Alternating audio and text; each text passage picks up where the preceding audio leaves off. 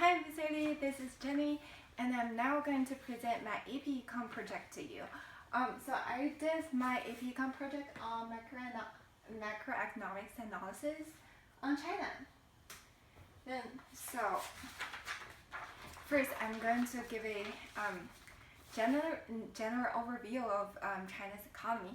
So China, the world's most populous country with a population of 1.381 billion, is now the world's second largest economy. After China opened its door to the foreigners and started the economic reform in 1978, it has changed from a centrally planned to a market-based economy and is gradually playing an increasingly important role in the global market. Looking back to the years after China's market reform, as you can see in this picture, this graph, China has an average GDP growth rate of nearly 10% per year, and has lifted millions of people out of poverty, which is incredible. So with such astonishing speed of growth and development, China is deemed by experts as the fastest sustained expansion by a major economy in the history. So based on all the China's general overview above, I'm going to talk about China's development in the past 40 years, its future economic trend, its balance of payments, foreign exchange market, its fiscal policy and monetary policy, and yeah, okay. So we are first going to talk about China's economic development in the past 40 years. As you can see in the graph, the reason why I put 1976 as the first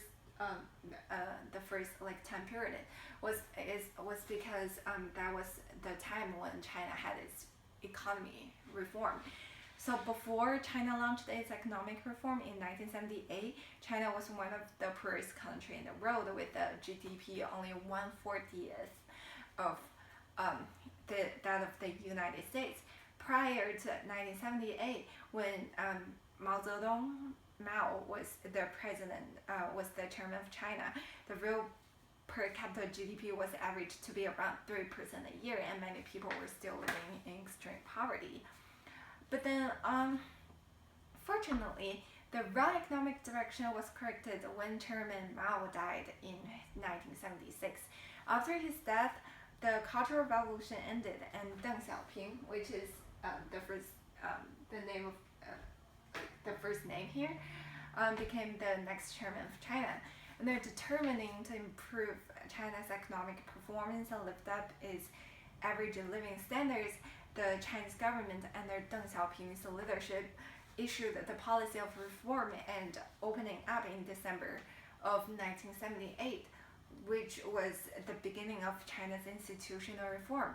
So Deng basically announced the four modernizations: agriculture, defense, industry, science, and technology, and reduced the government role playing in the economy.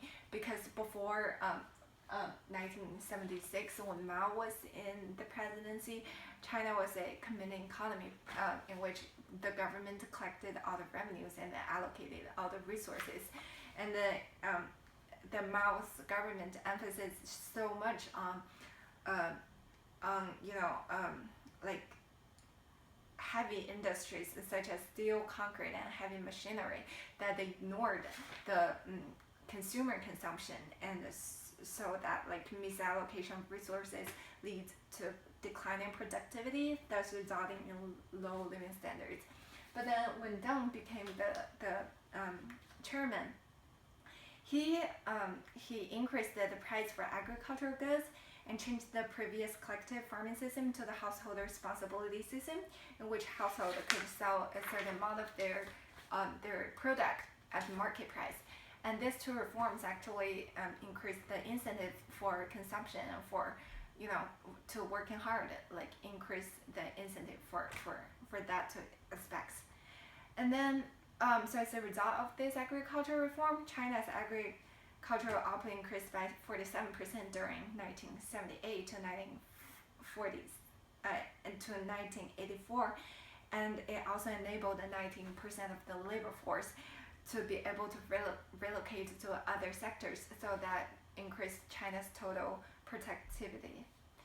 Okay, and then so after Chairman Deng was Jiang Zemin, who became the chairman of China in 1993, and then his government continued the economic reforms.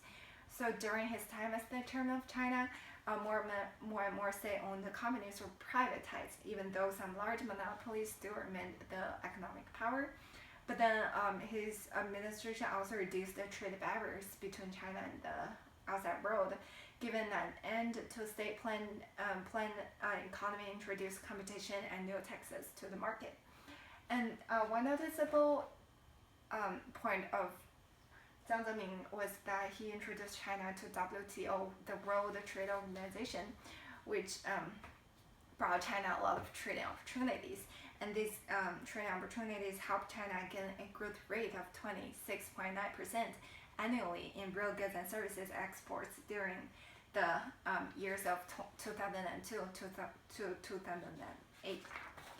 And then after Jiang Zemin, we had the Hu Jintao, and his administration was well known for its effort of reducing income gap between the coastal cities and the countryside, because China's rapid development basically benefit only a certain amount of rich people. And then, so like to lessen the wealth gap, the Chinese government cut taxes, and then improved the social welfare. But then, like the 2008 financial crisis occurred during Hu Jintao's period. But surprisingly, China did a pretty good job coping with this financial crisis by adopting a loose monetary policy and establishing stimulus policies. So, like the Chinese government launched a 4 trillion RMB aggressive stimulus package, which is around $585 billion to stimulate the economy and protect it from the crisis. And so basically China exited the financial crisis really in good shape. So that's a noticeable point of Hu Jintao's presidency. And then after him, we have Xi Jinping, which is China's current president. And then President Xi's administration aims at dealing with government corruption and searching for new economic reform that can ensure sustainable growth in China economy. Okay, so after this whole overview of economic development in the past 40 years of China, we're going to talk about the balance of payments in China. So looking back to China's economic history, the large economy has been having a surplus in current account every year since 1994, and only 2 deficits in capital account in the past 20 years. So that basically explains how China depended heavily on export, because it has so large a surplus. And then the current account surplus reached its peak in 2007 when it was 10.1% of the GDP. And then so because balance of payments also summarizes a country's economic relations with the rest of the world, we can also so the United States, one of China's primary trading partner, has an equally sized deficit on current account as China. So when China has surplus, the United States has deficit, because they're trading partners. And then and then some of the major trading countries for China include Singapore, Korea, Japan, USA, Germany, and France. And then the factors that drive foreign investments include a stable political environment, competitive market, and huge capital availability. And then we're going to talk about foreign exchange market. So China is different from the major economies in the world in that China's government tried to interfere Chinese currency market. So normally, according to foreign exchange market, as is shown here, when a country has a huge surplus, that means it is exporting more than importing. There's a growing demand for the country's currency, and this growing demand in country's currency would shift the demand for, like, for example, using CNY Chinese currency as example, we shift the demand for CNY to the right, and that would increase the dollar price for CNY, which means CNY appreciates. However, in reality, CNY does not appreciate much, even though it has such a huge surplus, because the Chinese government intervenes in the foreign exchange market to try to keep the exchange rate down. For the lower foreign exchange rate is advantageous to China's export. Okay, I'm just gonna check really quick. Okay, so the video is done, and then we can continue. And then we have our fiscal policy. This is the loadable funds market graph, and okay, so like so as Chinese government decentralized its fiscal system and set up a new taxation system, the reform brought an increase in revenues and expenditures, but like it left China with Chinese government with fewer resources, fewer sources of revenue. So the Chinese government now has to rely heavily on borrowing in order to finance its consumption and its expenditure. However, the negative consequence of this is that the government's increase in borrowing increased the budget deficit and crowded out some small business. So as the graph loadable funds market shows, when the government starts to borrow, the demand for loadable funds market increased, and that raises the real interest rate in the market. Facing higher interest rates, small business would just, they wouldn't continue to invest because they can't afford to pay back the loans for such a higher, interest rate. So that kind of forced a lot of small business out of the market. And then we have monetary policy. So the top graph is a money market, and this one is the aggregate supply and demand curve, and the graph of aggregate supply and demand, and this one is the Phillips curve. Okay, so the People's Bank of China is the institution that generates and implements monetary policy.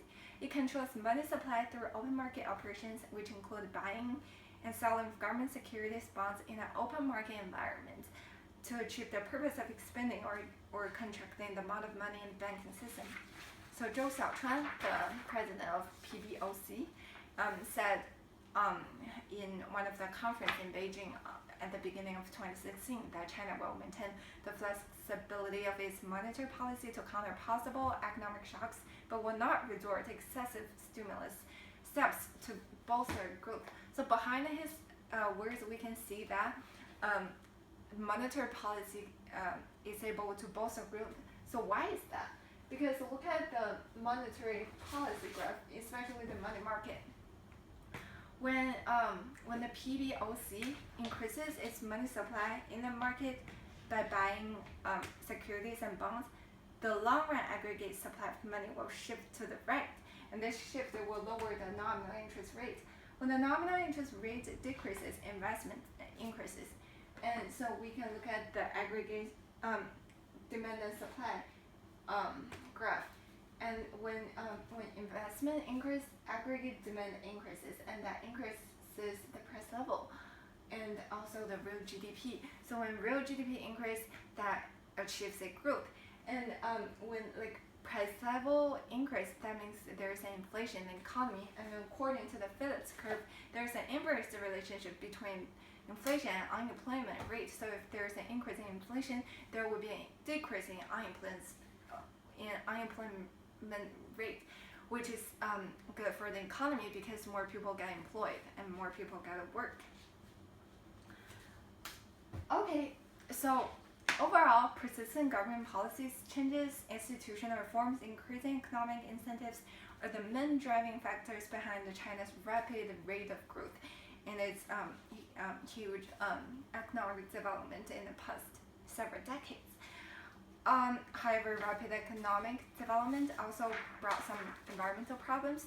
So I think that's mainly the responsibility of a current Chinese government to cope with those negative side effects, along with that negative side effects of the improvement in economic condition in China. However, however, besides those negative side effects, it is believable that China is developing very well in its own way, and it will continue to prosper, mature, and play an important and dominant role in the global market. And thank you for watching. And here's my bibliography, and that's it.